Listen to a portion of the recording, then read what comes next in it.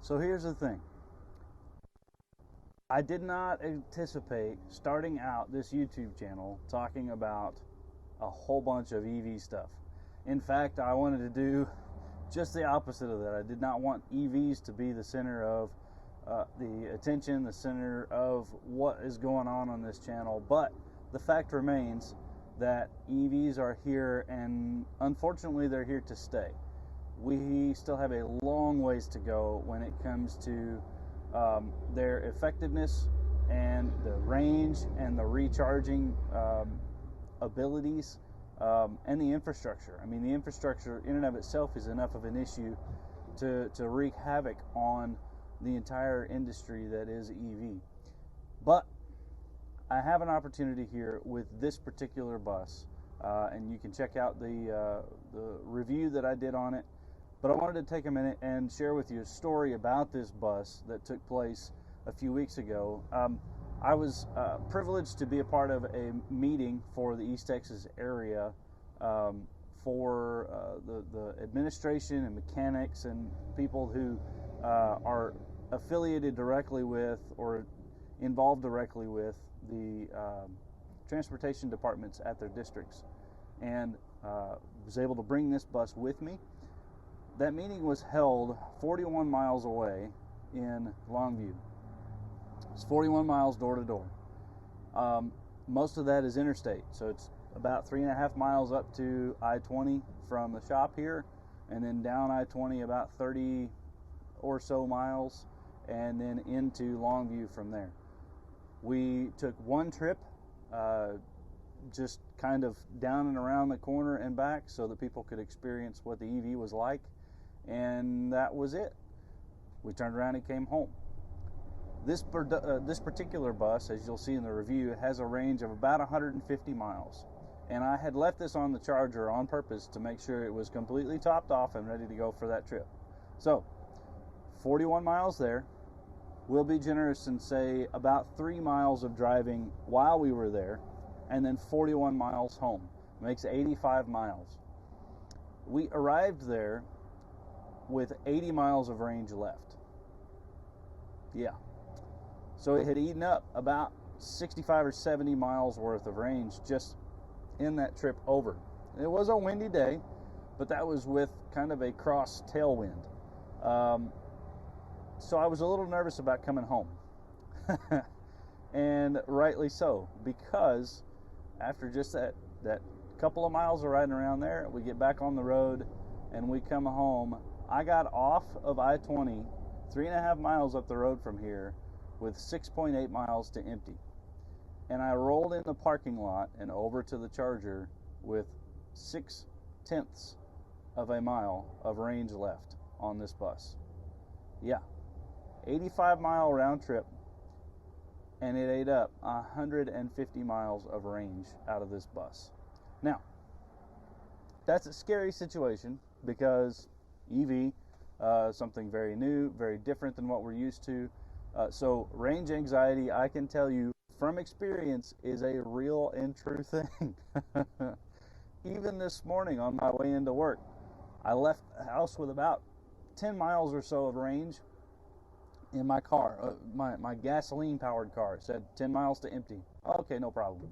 I hit the road and I got almost to work before I stopped and put fuel in it. In fact, it showed that I had no miles of range about a half a mile before I put fuel in it.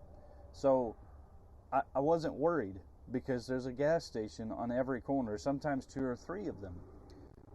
And it took me all of 5 minutes to put $20 worth of fuel in it to go on down the road, and I can go probably the rest of the week on that 20 gallons or that $20 worth of fuel. The turnaround, the efficiency, the capability of a gasoline engine it just doesn't compare yet to what the EVs are restricted to. Now, probably at least a part of the issue that we had with this, and the reason it ate up the miles that it did, was due to the wind resistance and the crosswind that we had it was kind of coming from behind the bus, but it was still a crosswind going over, and then it was right square in the nose coming back. So wind resistance is definitely a factor in that.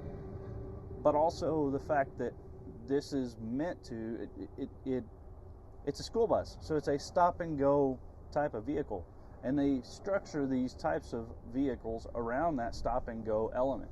So just putting your foot down and getting up to 60 miles an hour and driving for 30 miles on end is not the kind of range that this is built for. It had no opportunity, or very little, if any, to regain any juice from regenerative braking, because I was just driving 30 miles one direction, 30 miles back the other direction. No opportunity to take advantage of some of the resupply that this vehicle has. So that's also a huge factor in regard to this. One of the limiting factors, however, of this is I was by myself. I had one other guy with me going over, and then I was by myself coming back. So you put 70 students in this thing, and the weight goes through the roof. Yes, it's still rated for it. It's still 33,000 pounds on the vehicle weight rating, but all that weight means more heat. All that it means more rolling resistance. It means more weight to get motivated, which means it's going to take more energy to move this thing down the road. It's quite the conundrum. I can honestly say that I still think, after all of that, and after that scary story, that the EV application is best used in a school bus setting. The reason being is it is nearly all stop and go, and the vast majority of routes, especially in East Texas, but I would venture to say across the nation, are shorter routes, being less than 50 or 60 miles a day, or even per route, for their total length in routes driven. So it gives you the opportunity to plug it back in and charge it overnight. So I still think, even with the restriction in the range that it has, even with the limitations in being able to charge it not just anywhere like you can refuel a bus, I still think, as far as EVs are concerned, this is probably the best application of the current technology that we have to date.